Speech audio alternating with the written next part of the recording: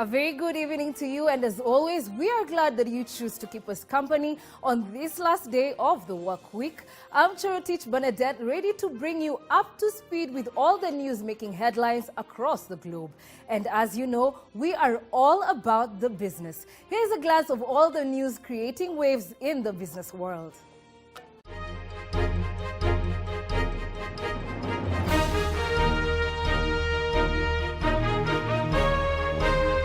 Mainly, we worry about the numbers when we have droughts.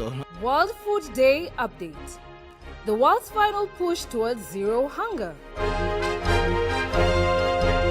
So first of all, so you've not been able to create political order. You cannot move to the next step of talking about economic development. 6th Annual Student-Led Conference. But politics, no economic development.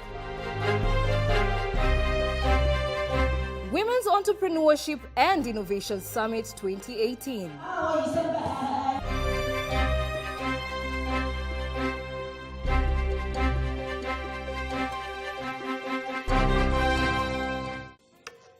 On 16th October, the world marks World Food Day, the clarion call, Zero Hunger. This sermon is not only crucial to the attainment of SDG 2, but also timely in our Kenyan context, given the food security and nutrition pillar of the Big Four agenda by the government. Our field team covered the presser, providing an update on the international observance, and here is the report. The situation on this front is dire, and the numbers speak of a bleak existence for close to a sixth of the world's population. According to numbers presented by the World's Food Programme representative and county director, Annalisa Conte, there are over 820 million people in the world that are undernourished due to a number of reasons. We have just heard that in the world there are more than 800 million people that are undernourished. This is not because the world is not producing enough food. This is because there is a lot of food that is wasted. We all know the problems of post-harvest losses. We all know that a population that is increasingly becoming urban, they have to rely on the market. And so affordability of food is also a very important aspect. On the rural side, we are dealing with farmers that are very much subsistence farmers, I would say even in the best scenario, and most of the farmers are actually themselves having a food gap. She went on to point out some of the measures that can be taken to fill these gaps on both ends of the spectrum. So what is needed is really to help these farmers to reduce their post-harvest losses, to make them to be more than self-sufficient, and to be able to connect with the markets so that they can have better incomes. But as I said, we have also a growing urban population, and those people, they need to buy food that should be affordable. That is why we have to tackle the problem from both ends, the production as well as the market, so that everybody can be win-win party in this effort. She also alluded to the Zero Hunger Review to be launched next week by the Ministry of Agriculture during the World Food Day, as she reiterated the importance of continued tracking of performance if the goal of zero hunger is to be achieved. During the World Food Day next week, Ministry of Agriculture will have the opportunity also to launch, if you can, we can show the Zero Hunger Review, which was undertaken by the Ministry of Agriculture with support from FAO, from WFP, and where we have what is the status of SDG 2, achieving zero hunger by 2030 in Kenya. And there we can see what the country has already achieved, and we tend to look at what needs to be done, but we have also to acknowledge that a lot has been achieved by Kenya. A lot is still needed to be done, but let's be fair and see where we have been successful, where the government of Kenya has been successful, and what it is still out there for all of us to contribute so that all Kenyans will be food secure and will be out of hunger by 2030. On his part, the Chief Administrative Secretary, Agriculture and Permanent Secretary, Livestock, Andrew Tuimur, emphasized the government's commitment towards zero hunger. Pauline, the initiative that the president has taken on the Big Four agenda, but food security is top on the priority, and there are various strategies that the ministries working with the partners have put together to see how we can achieve that. Kenya, we support 1.3 million people every year who are food insecure. And that the government has really tried to do that. But that is the group we are saying by 2030 they should be able also to have enough food so that we don't have to do food distribution every now and then. He further noted that whereas the world produces enough food, it is the mechanisms to reach the population that have gaps, pointing out that in the Kenyan context, counties are the solution to this problem. We produce enough food in the world. It is only that a lot of it goes to wastage and a lot of it doesn't get to the right people. So in Kenya, we would like to see that food distribution is... The idea of bringing out the county governments was actually part of the initiative to ensure that the counties can support themselves. So working with the county governments, we're asking them that they should be able to support their own people within their own county. And of course, the most vulnerable counties are in the dry areas. And don't forget, there are areas within Nairobi also that are vulnerable, like if you go to the slums, Kibera, the other Kayole and the other areas. And those are areas that when we talk with the counties, we're telling them you should also provide for such areas. So it is something that we need to work together with the counties and with our partners to ensure that we can achieve this. While addressing the global climate change challenge, the CAS pointed out the steps the government, through relevant partnerships, has taken to address the issue and ensure that agriculture thrives. Climate change is actually here with us, and that one nobody can doubt. You can see the change in the rain patterns, the changes in the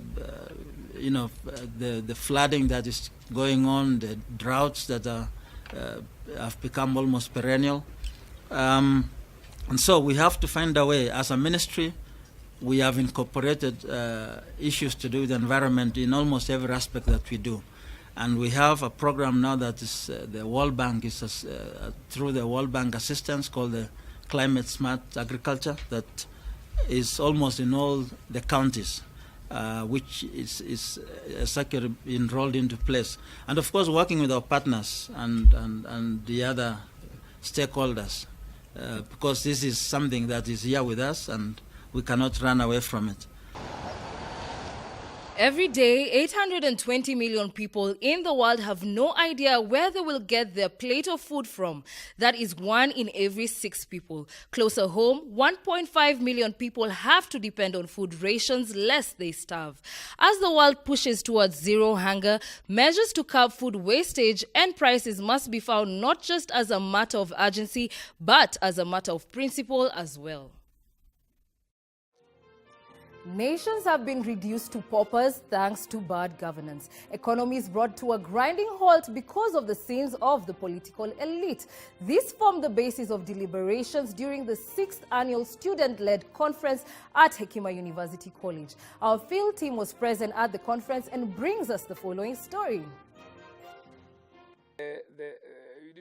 World-renowned economist David Ndii, who was the keynote speaker, opened his address with a quote from Adam Smith, a Scottish philosopher, an economist, and the author of Wealth of Nations. A little else is requisite to carry a state to the highest degree of opulence, from the lowest barbarism, but peace, easy taxes, and a tolerable administration of justice, all the rest being brought about by the natural course of things. All governments which thwart this natural course, which force things into another channel, or which endeavor to arrest the progress of society at a particular point, are unnatural, and to support themselves are obliged to be oppressive and tyrannical.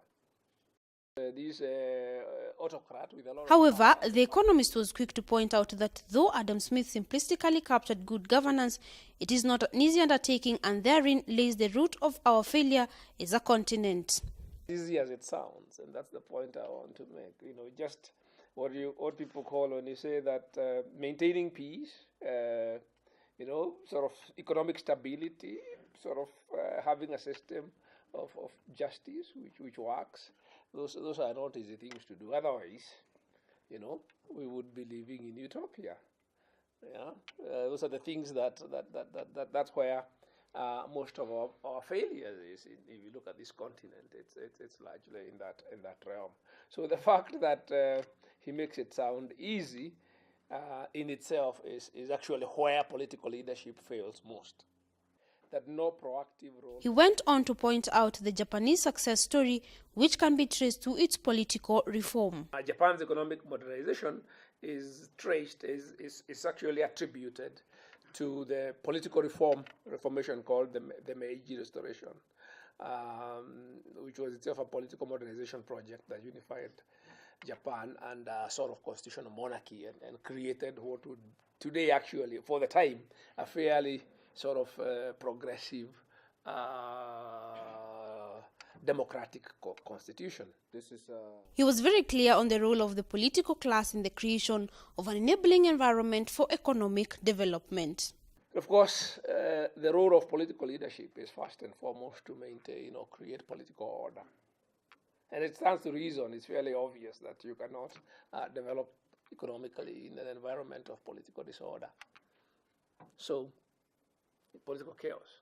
So obviously it seems to me that the first question that we ought to address is not what is the role of, in the African context, it's not the role of political leaders in economic development, or the way, the first inquiry into the role of political leaders in economic development is the role of political leaders in creating political order.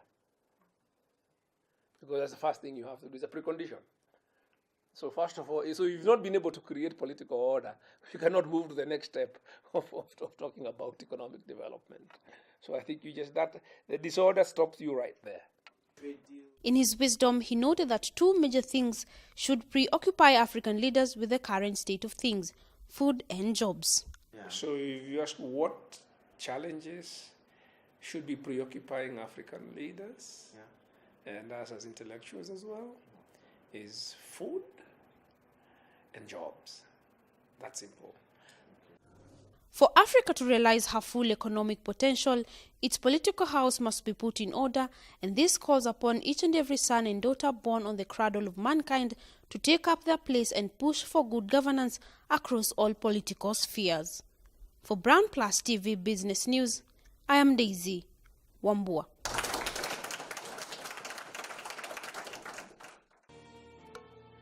The media is popularly known as the fourth estate due to the power and influence it commands on every level it operates on. For this reason, relevant stakeholders in the media industry gathered in Kisumu for the annual Lake Region Media Expo 2018 at the Tom Mboya Labour College to discuss the media's role in economic development. Our senior reporter Ondiro Oganga was present and filed the following report.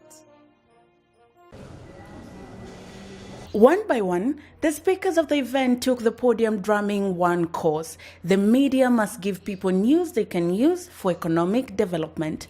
First to go was Professor Levi Obonyo, Dean of the School of Communication, Language and Performing Arts, Daystar University, who said the media needs to begin tailoring its content to feed into the economic need of the demographics it operates within, so as to birth growth and development in the long run. Simple. Just focus on development issues. This is agriculture, this is health, this is matters that affect the people. For example, how many farmers are engaged in profitable agricultural undertakings that people don't know? But by featuring them, let me give you a quick example. I've just been talking to a lady who, from less than 3 acres of land, somewhere in Game, produces tomatoes, onions, and sukuma, and earns an average of 5,000 shillings a day selling those vegetables. What's that in a month? 150,000. What's the role of media in highlighting stories, success stories of that nature that will then feed into the public's imagination to spur them to engage in development? So focus on issues that are development oriented, that are going to improve the economic capacity of the citizens in the areas where you operate. Further to this, Rose Lucalo Owino, a long-time practicing journalist and media consultant, said governments do not build nations, people do. As a result, the media should use its influence to feed people with content that opens up their eyes and minds to jobs and investment opportunities in the region and country at large. Well, I mean, media is supposed to be in touch and in tune and to report what is on the ground. It's a question of speaking to people, finding out what's going, and making sure that you're relaying information. It's not something very difficult that we're asking media to do when we say that they should be telling people what's going on the ground. And when you talk about investment, people are very interested in investing and in making money, in expanding their incomes, just looking at new opportunities that can help them to survive better. To sink the point further home, Churchill Otieno, editor, online and news content Nation Media Group, insisted on the importance of not just Kisumu but all other regional blocks to establish credible and stable media houses to operate within the regions and feed into the particular needs of the region, as well as giving them fair coverage in a bid to attract foreign investors. I think we have to accept that with the 2010 Constitution having come into force, one of the biggest impact it brought around is the creation of counties through devolution. And these counties have gone on to cultivate their own identities, and even though they share in the national vision, they have also regional differentiated visions. A vision is not a vision unless you carry the people with it. Yeah? And they created these visions given their unique opportunities and unique capabilities and unique resources that they see in their areas. The journey to that vision is going to be long and it's going to be hard, and there are moments when it will be very painful. Yeah? Of course, there'll also be happy moments for them. It is critical that they carry their people with them in realizing those visions, because unless the people share in the vision will be legless. Yeah. Now, given the need to differentiate the county or the regional blocks visions from the national one, it confirms that the people in those areas have different realities that they address, that they have slightly different priorities that they need to respond to. They need to have a conversation about those issues in their own context. That conversation cannot happen unless there are platforms that provide that space.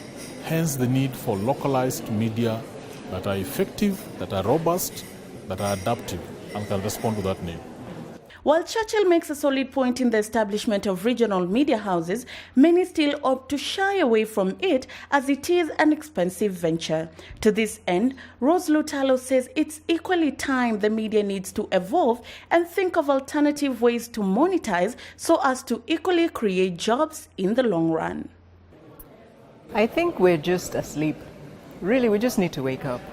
Kenya is one of the countries that is always winning awards for television adverts. We have very high quality production.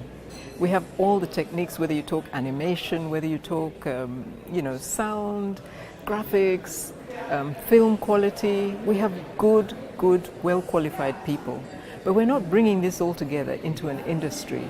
We're not looking at the problems that hamper production, and we're missing out on a huge opportunity to exploit this moment in the information age. We're in the information age.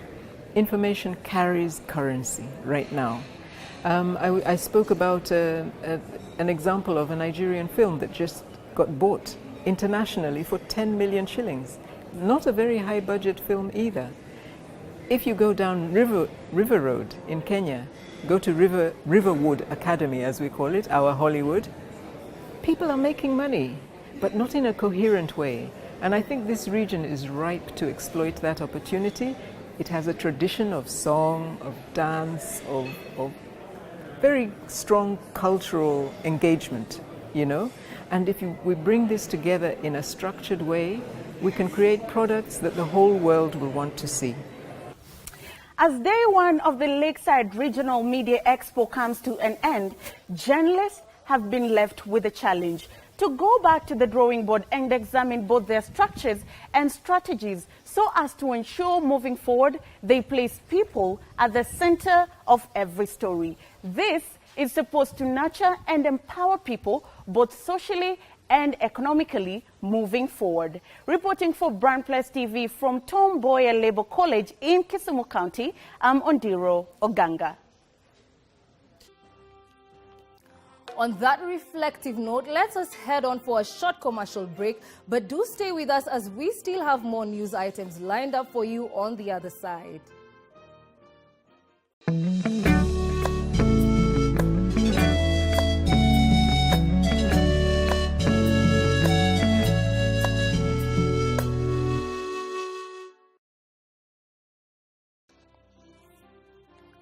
Welcome back to the most comprehensive, exclusively business news bulletin. Thank you for staying with us. And now turning our matters to community, the 4th annual Somali Heritage Week 2018 officially started today at the Kenya Cultural Center in Nairobi, with its main focus being on how to build positive connection among Kenyan communities through art and culture. Our reporter Daisy Wambua attended day one of the event and brings us the following report.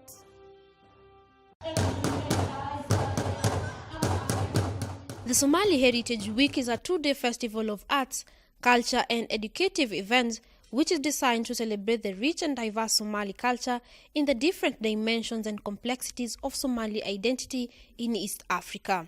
The Kamukunji Member of Parliament Yusuf Hassan, who officiated the event, acknowledged that culture is an important tool that has been used to bring together different people. Culture is also an important tool in bringing people together.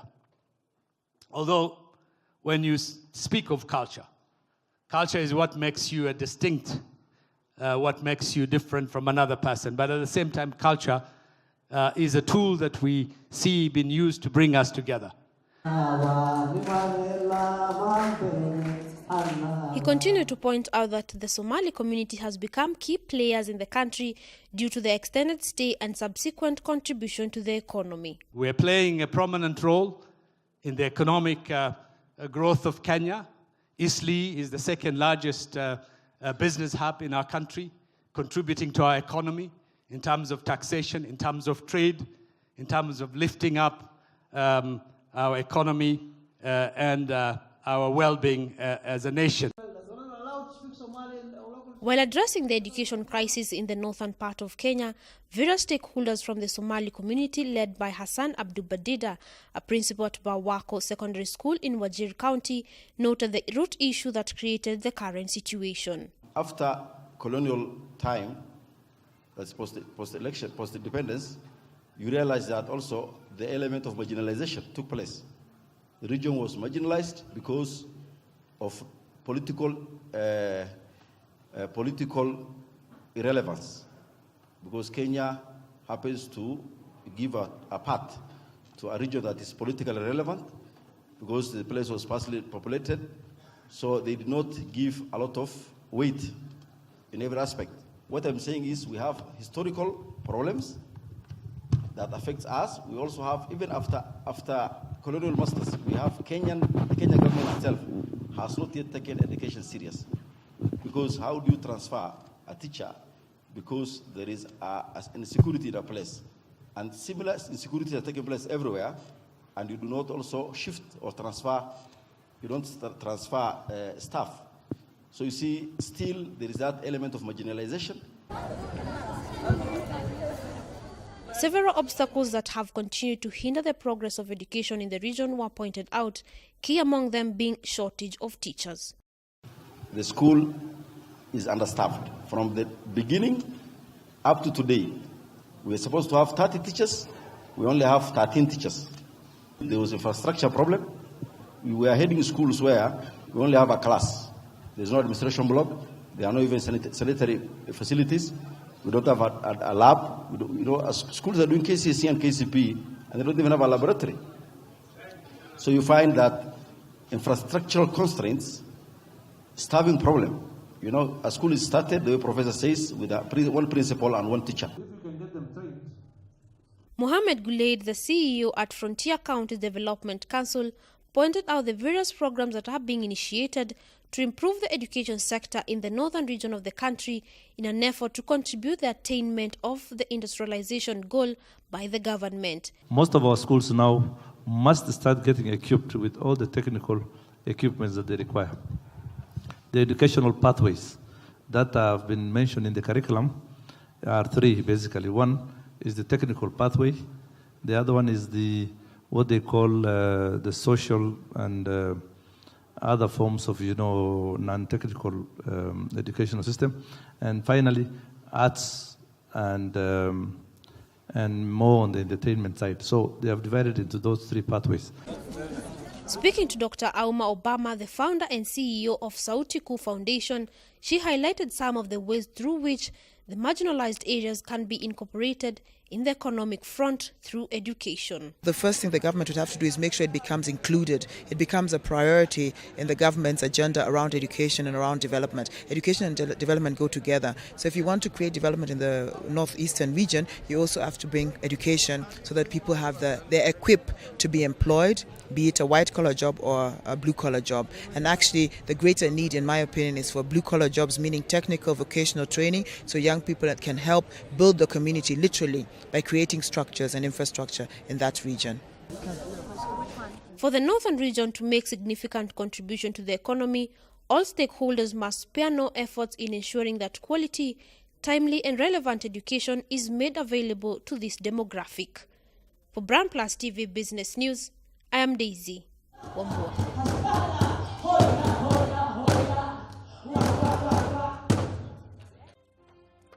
Staying with the Lake Region Media Expo 2018, Kisumu being the host of the expo, our reporter Ondiro Oganga had a sit-down with Kisumu Governor Professor Anyang' Nyong'o to discuss the place and impact of regional economic blocks as well as economic development of the country since he took office. Take a look.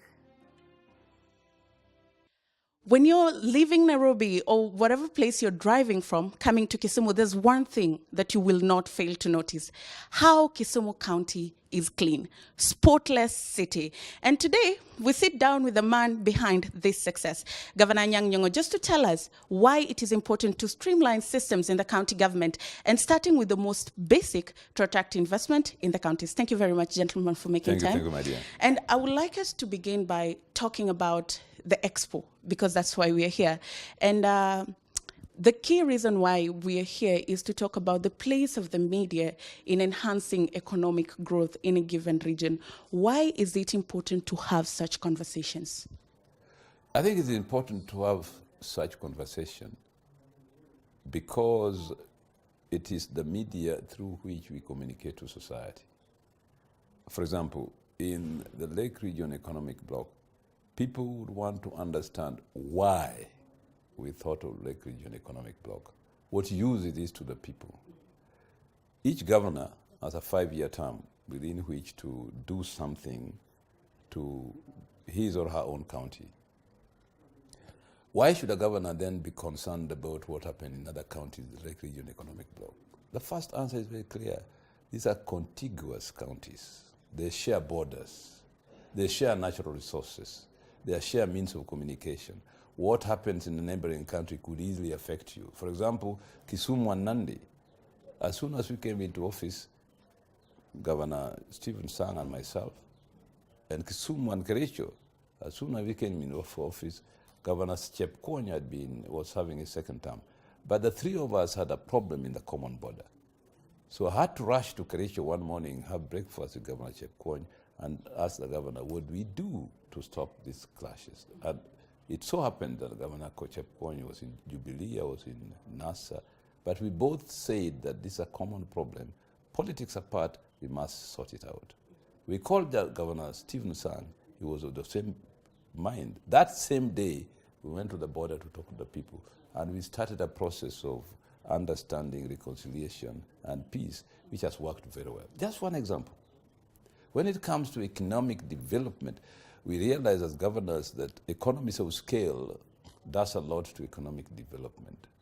Somebody wanting to invest in transport, for example, would find it much easier if he's dealing with 14 counties than one.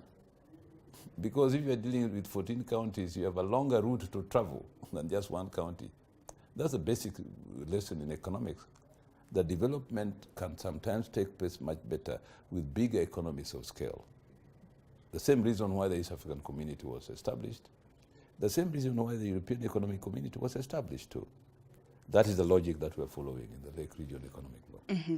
And I like the fact that you've mentioned that because there was a need, and that's why the Lakeside Economic Region was formed to feed into that need. However, I want you to talk to us about the prerequisites. There was a time that it was said that there will be a bank for the regional economic bloc and counties are supposed to set aside funds.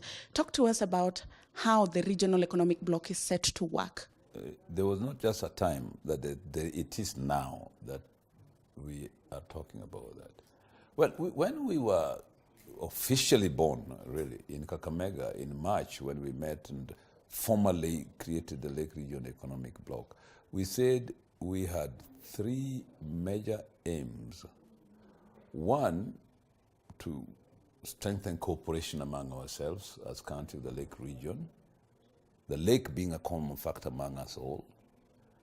Two, to use that commonality or that contiguity to improve development through cooperation in the region. And four, to establish a means of financing development.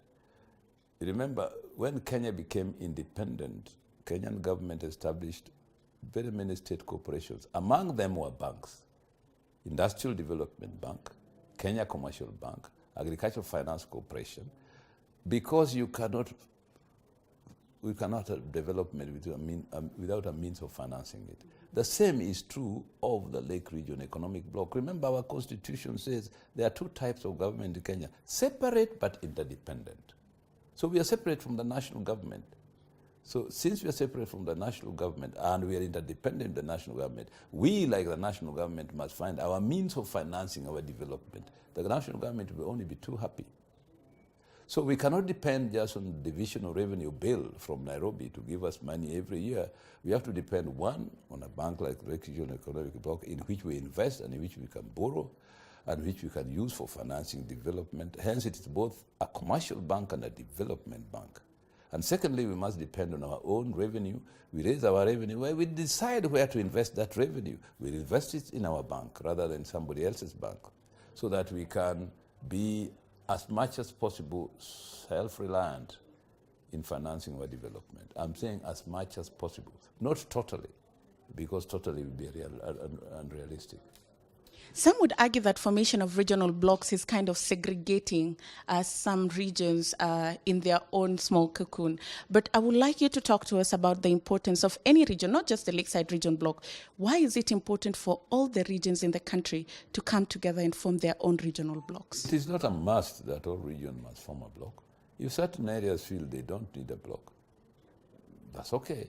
You remember, it's the northern counties which first formed their own Northern Frontier Economic Unit, you remember?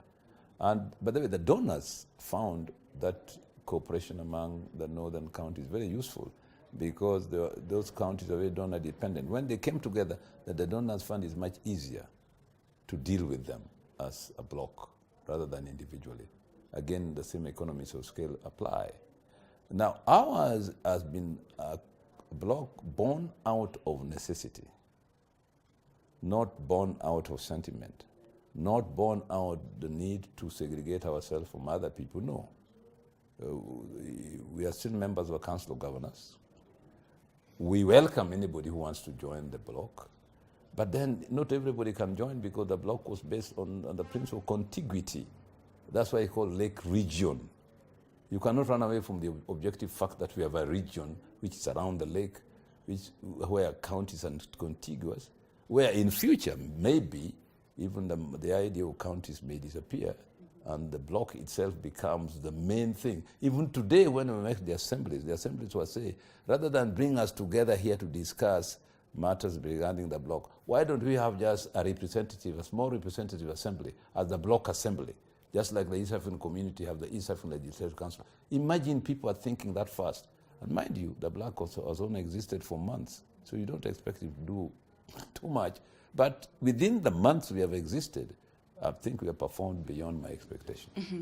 And I would like us to talk about that performance in terms of jump-starting the industries that are in the Lakeside region. During your plenary session, you talked about dairy farming that you're starting in Muhoroni and that is picking up really well. You equally spoke about Siaya County tapping in blue economy and working very well with green energy. I would like us to talk about how is the Lakeside Regional Bloc harnessing its power in terms of natural resources to jumpstart its economic growth? It's very interesting because just today we hired at the bloc secretariat somebody to do with the minerals, natural resources and mining, because we realized we need officers dealing with specific things. We just hired today somebody who will look after mineral resources, natural resources, and mining, you see. And it's very important. This is a person who will tell us, is doing research on natural resources and mining in the Lake Region Economic Bloc counties. And he can help us very much on how we can have a common approach to mining. For example, a lot of community prospecting for minerals goes on in the counties. And these people get good minerals like gold and sell them to merchants we don't know. So the counties don't get any money from this mining of gold or other resources. Now we need a common approach so that the counties can benefit from their natural resources. That's one. Secondly, multinationals are very powerful organizations. Even the Kenyan government may not be getting sufficient or just money for our natural resources because of power of multinationals. We'll find ourselves in a better position as a bloc dealing with multinationals than each county dealing with multinationals, especially in the area of mining, where even the national government doesn't have much control, by the way. Those are very valid points that you've raised, and we hope to see how the region grows and blossoms and becomes economically stable in the coming times. I would like us now to talk about Kisumu County. Let's just lay base for this conversation and ask, where did you find it, and 1 year down the line, what's the scorecard for Kisumu County? Well, we found Kisumu County as a county which did not really have systems of governance, proper systems of governance. And to demonstrate this, when I became governor, the previous governor did not hand me a single sheet of paper with any information. I just walked into an office without knowing anything about what the previous government was doing. And this happened in every ministry. So we had to reconstruct things and begin building on a foundation which is much firmer. Secondly, we had a huge pending bill of about 3.5 billion shillings. I had to set up a task force to look into this bill, find out whether it was composed of genuine bills, doubtful bills, or completely fraudulent bills. The task force could not complete that work. It became very complicated. So I called in the National Audit Office to help us. And in the end, we reduced that pending bill from 3.5 billion to only about 1.8 billion. You see, after having eliminated the doubtful bills and the fraudulent ones through a very proper scientific process. Thirdly, we found the county with a very poor system of delivery of services to the people. Contractors were getting contracts and being paid without doing a single thing. For example, we could be told that this road was built for 30 billion shillings or whatever. There was hardly any road there. And where the culverts were put, they were using wrong materials, and the culverts were collapsing within no time. It was a very sad state of affairs. So what I did in my manifesto, and I said, one, we must create systems and structures for governing the county.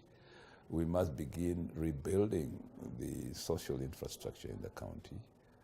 And the principal word was that I put down was that one thing at a time. Small things grow big eventually.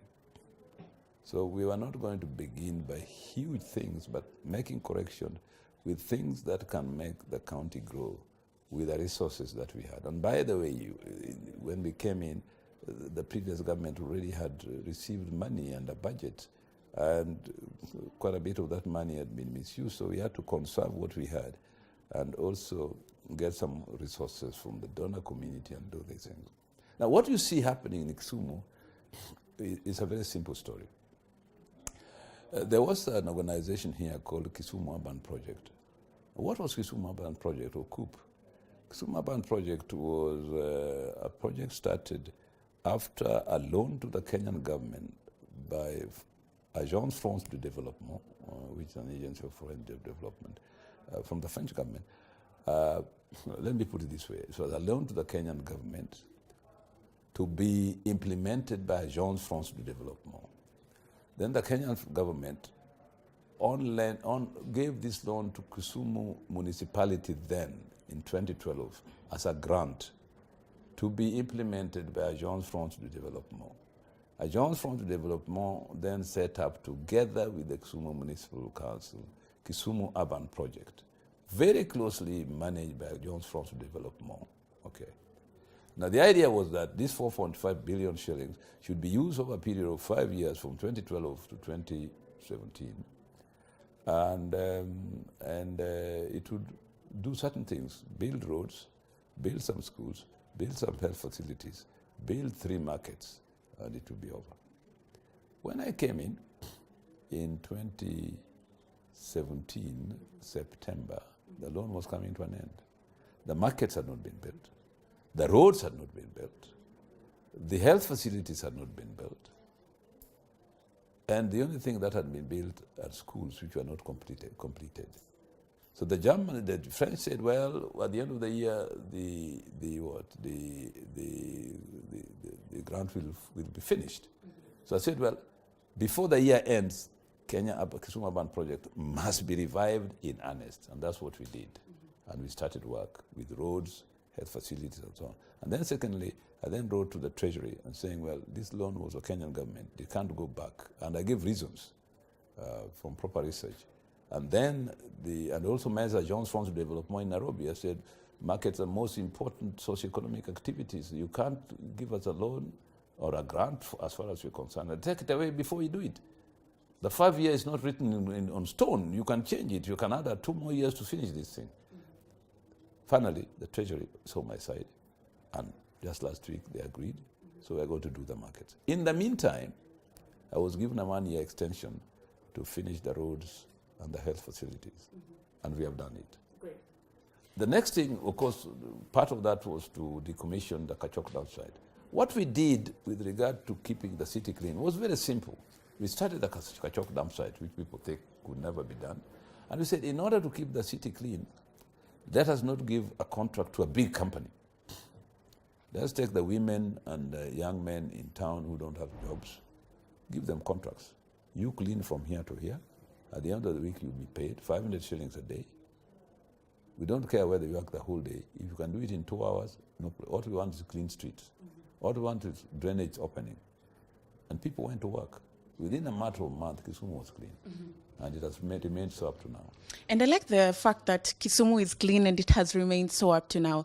And a clean city is something so basic, yet so fundamental in the functionality of any city in terms of investment. And I would like us to talk about you using a very simple strategy, but targeting a bigger goal in the long run. Yes, remember when I was growing up, there was a saying in nursery school, in primary school, cleanliness is next to godliness. It's a very important saying, by the way. When people come to Kisumu and see order, and see the borders which are packed in the right place, and see cleanliness, they get a feeling of confidence that these people can look after me if I'm here. And then it's spread by word of mouth. Let me tell you, the number of conferences, meetings, and whatnot we have had in Kisumu since we had this change has been enormous. The hotels are busy all the time. The hotel keepers, hotel owners are very happy. The guest houses are busy. These people are very happy. And if these people are happy, it means they are employing more people. They are purchasing more food from the markets, and the economy is growing. The economy can grow in two ways. One, through actual investments, and through what I call social investment. Social investment is not tangible in terms of money moving here and there. Social investment means that some activities, some attitudes are changing, which make concrete investment take place. You see what I mean? And I think that, again, the thing that we are working on very hard, we have not succeeded yet, is to make our public service responsive to business interests and needs, responsible to the people we serve. Once that is done, then you increase the level of social investment, because there's a level of satisfaction which gratifies people just by being there. You know what I mean? Gratifies people in the sense that you may not invest in Kisumu any kind of money, but when you come and you get good services, you feel satisfied and you transfer the word. You see what I mean? And that may mean bringing more visitors. That is what I call social investment. Yeah. And Kisumu is clean. Kisumu has an international airport. Kisumu is next to Lake Victoria. Kisumu is a neighbor to Uganda. All factors are working in your favor. So combining all these things, how do we get to grow the GDP of Kisumu County? We get to grow the GDP of Kisumu County by taking advantage of the lake. Increasing maritime transport is very important to us. Along with maritime transport is creating an industry on the lake that services the maritime transport, boat making, boat repairs, shipbuilding, and so on. And those used to happen here in the old days, they no longer happen. We are reviving that. Creating water games. And another thing that we are exploring in Kisumu is having as an artistic and cultural center, a center where you can make movies. And we are looking at the ways and means we can create sites for movie making. And by experts who are advising us on how we can do that. Now, these are the things that we are building for the future. When I was on Makerere, we had a university motto. In Latin, by the way, we said, pro futuro edificanos. We build for the future. Some of these things we are saying, we may not completely harvest from them in 5 years, but we are building for the future. Yeah. So finally, as we come to the end of the interview, you've already painted a picture for us of where you found Kisumu County. But I want us to flash forward 5 years later. Yeah. Where do you want to leave Kisumu County? Let me tell you something. Just about a couple of weeks ago, was this on the 9th of September, I issued my State of the County address, which you should get, a copy of which you should get through Lennox, where I gave a report for the first year in office. I intend to do this every year. I have what I call a time action plan with all my ministers. Every one of them must report what you achieve within a certain period. We also have a manifesto, which was our contract to the Kenyan people, to the Kisumu people. We are following that manifesto very religiously, because that is how I came to power, on the basis of a promise. If we do anything else outside the manifesto, that will be a bonus. But our contract with the Kisumu people is to make sure that the promises I gave them in the manifesto I fulfill. For example, I told them that I would revise the Kisumu Urban Project. We have done that. Not that revive, but complete the project. We revive it and we're completing the project. I told them that we should decommission the dump sites at Kachok. We have done 40% of it. The second contract is coming, which will do the rest. So I know that by the time 5 years are over, Kachok, the dump site, will be history. That place will be a parking lot, not a park for kids. They're the things that we promised. We are implementing them systematically.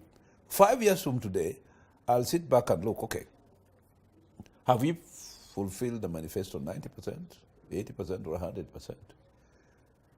Now, if I'm looking for office for 5 more years, which I will, then on the basis of what we have done, we shall then build on that foundation. Okay. Yeah. Thank you very much, gentlemen, for making time. We are very grateful. Thank you. Now, let's shift gears and take a look at how the markets performed today. Here is the summary.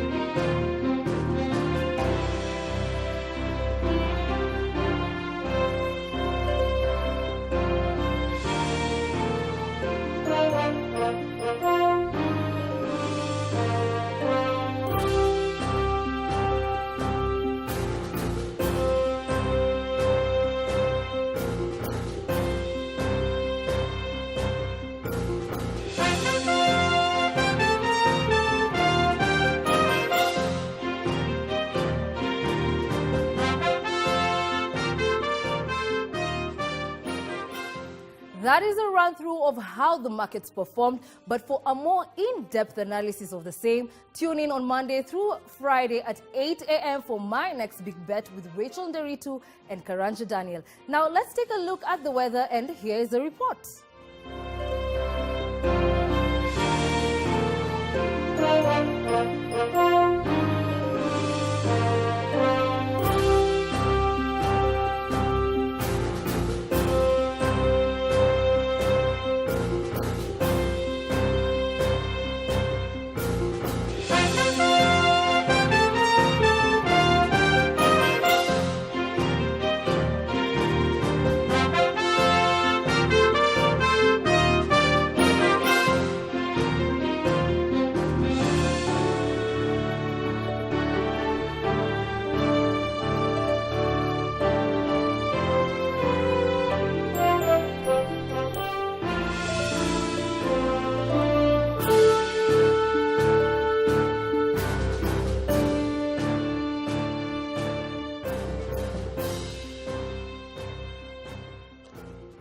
That's it from our business news desk tonight. See you on Monday, same place, same time. But until then, think business, culture, lifestyle. Have a good night and do enjoy your weekend.